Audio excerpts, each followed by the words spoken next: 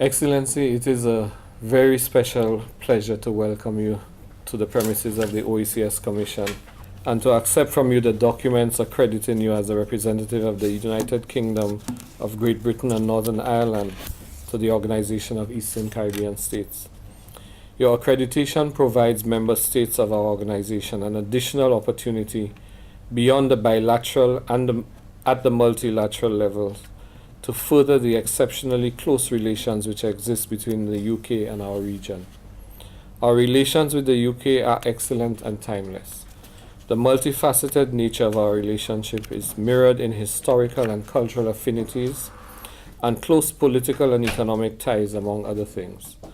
All of our member states are members of the British Commonwealth, and all except one share the British monarch as head of state. Indeed, 3 of our members are British overseas territories. Britain is home to a relatively sizable OECS diaspora, while an appreciable number of British citizens either reside in the Eastern Caribbean or own businesses and properties here. Additionally, the United Kingdom is a key tourism source market for our member states, and this is particularly noteworthy given that tourism is a major source of revenue and employment for the region. In addition, the OECS has benefited immensely from the richness and diversity of its cooperation and collaboration with the UK. At present, the United Kingdom Department for International Development is currently assisting the OECS sub-region in vital areas such as disaster preparedness, climate change adaptation, crime prevention, and criminal justice. Over the period 2011 to 2015, OECS member states will benefit from a package of assistance valued at some £75 million. As a member of the European Union, which is the OECS's largest development aid partner, the UK contributes to the European Development Fund, which is a primary source of financing for development projects at both the national and regional levels. The UK also contributes to other major EU initiatives such as the Vulnerability Flex, which has provided assistance to ACP countries, including the OECS, to better weather the deleterious impacts of the global financial crisis. However, while the unique relations that we have today speak to our long-lasting ties, our friendship has continued to thrive in the 21st century for 2 main reasons. Firstly, despite our different stages of development, we share and adhere to similar principles and values, such as the primacy of democracy and the rule of law, as well as a commitment towards economic growth and social progress. Secondly, in the face of a changing world, we have consolidated a reliable and abiding friendship that has spanned decades of diplomatic relations. In fact, mutual trust is the bedrock of our relationship. As you can imagine, Your Excellency, we are excited that you are here with us today. We look forward to the insights and experiences that you will bring as we seek to chart the course for the future development of our relations. While I have no doubt that our friendship will remain strong, both sides must work together to ensure that the relationship adapts to the changing times in order that we may continue to benefit from opportunities as they present themselves and to successfully address challenges as they arise. No matter the changes that may occur, and they are indeed many, the friendship between the UK and the OECS must continue to grow in relevance. From the international perspective, it is clear that we are experiencing historical and unprecedented shifts in fields such as technology, geopolitics, economics, and even climate. In the changing global milieu, new actors have been brought to the forefront of global affairs.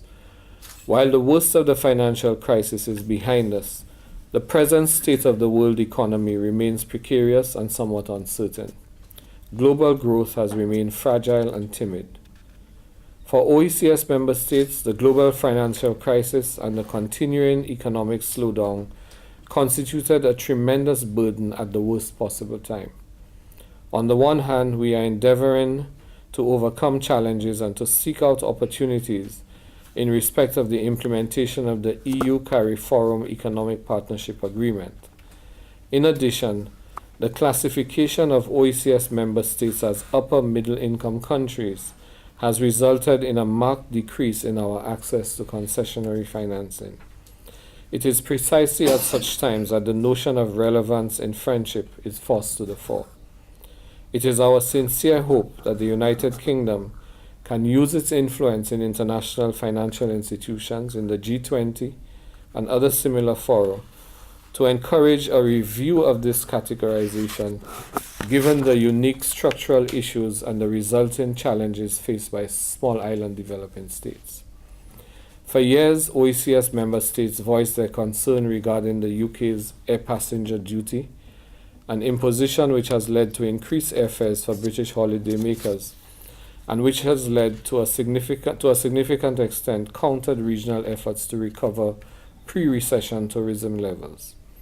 However, the countries of the OECS and the wider region are pleased with the recent decision taken by the UK earlier this year to reform the system so that as of the 1st of April 2015, UK customers traveling to the Caribbean will pay the same tax as they would for flights to the United States.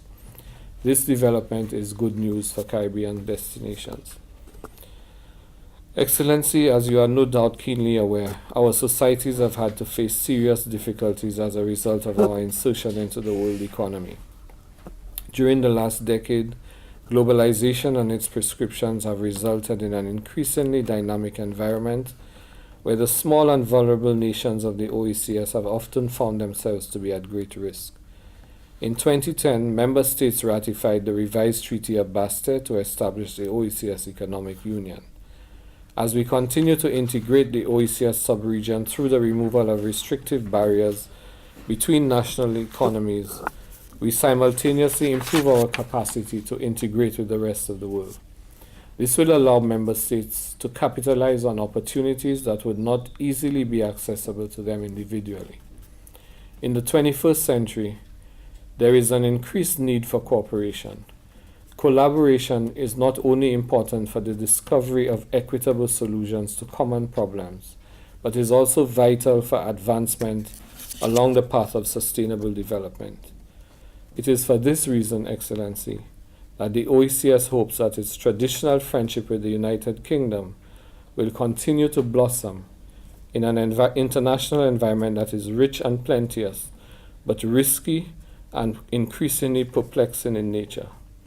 Today is a cause for celebration, as the OECS Commission looks forward to working with you in the pursuance of exciting opportunities for our respective constituencies.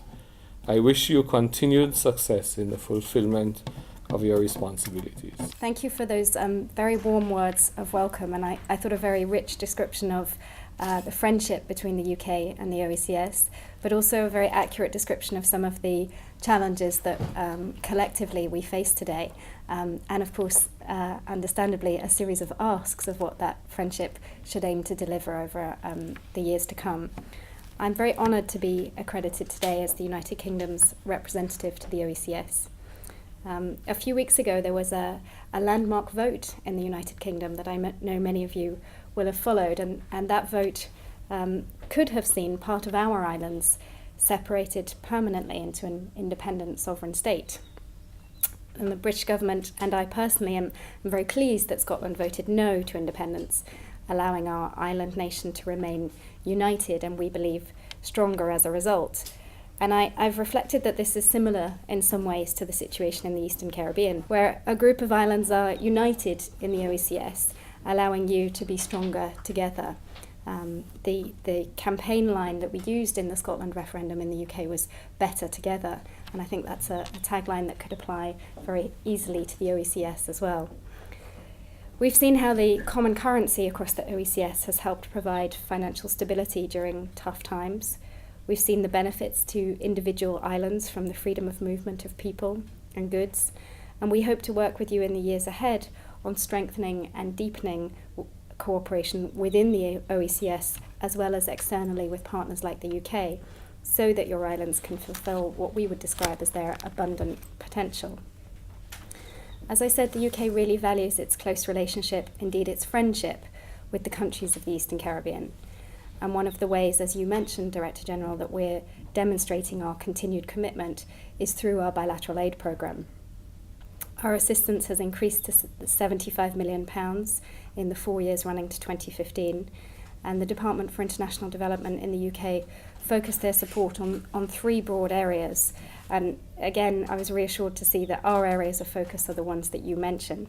So growth and job creation, probably the top of every citizen's list at the moment, crime and corruption, and of course climate change and natural disasters, and that readiness for natural disasters that you mentioned that's so critical in this region. So as a result of this support that the UK provides, we expect to help create further 10,000 jobs, to implement 45 business environment reforms, cutting red tape, facilitating investment, and hopefully help over 200,000 people prepare for the impacts of natural disasters and climate change. And I know that's a risk we live with, a reality that we face every day in this region. There's a flip side of this work that can be done here in the Eastern Caribbean, and that's about improving lives back in the UK. And it's a further, I think, example or highlight of the importance of the relationship between the UK and the countries of the Eastern Caribbean. This region is a high UK priority area for drug trafficking. It's seen by the drug trafficking community as the soft underbelly, if you like, of the EU, with easy access to countries that have strong ties to the UK and to France. And we've enjoyed very serious cooperation with the countries within the OECS, which has resulted in significant seizures of cocaine as it transits through the Caribbean. Strong regional organisations like this one can help ensure a common approach to all major crime and security issues facing the Caribbean. And if you believe, as we do, that strong criminal system and judicial reform is the cornerstone of growth, then that will absolutely continue to be a critical part of our cooperation with you. Drug trafficking, as we know, generates vast profits for those involved. All OECS jurisdictions have had proceeds of crime legislation for a number of years, and that enables the confiscation of assets upon conviction of those involved in this trade. However, one of the things I will want to work on, including through you with the OECS, is those provisions being really used. The UK is lucky to have a criminal asset recovery programme based here in the Caribbean, and we're working with all levels within the criminal justice system to make asset recovery a really key component of our approach to serious crime. And we're helping OECS jurisdictions to update their legislation on this as well. So I really look forward in the coming years to the OECS becoming a region where crime of any kind, but particularly drug trafficking, doesn't pay. And then finally, I'd like to comment on the very close relationship between my consular team and all sections of the community across the OECS. You mentioned tourism and the number of British people that choose to come and spend time in the countries of the Eastern Caribbean to set up business here, to travel here, to build homes here. And that strong consular relationship has helped us to continue to support those British nationals in the Eastern Caribbean and to ensure their safety. We value the relationships that we have with the various police forces and want to continue to work with them to understand the challenges that they face and then to work together on those common goals. We have some very strong relationships across the OECS as a whole. They're built on trust and on understanding and appreciation of the value that we bring to our respective roles. And they're built on that friendship that you so warmly described. And again, I thank you very much for that description of that friendship. I'm really proud and honoured to play my part in that as of today and our formal accreditation.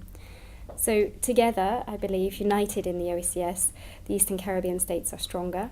And I'm delighted that your close relationship with the United Kingdom can make us all stronger still. Thank you.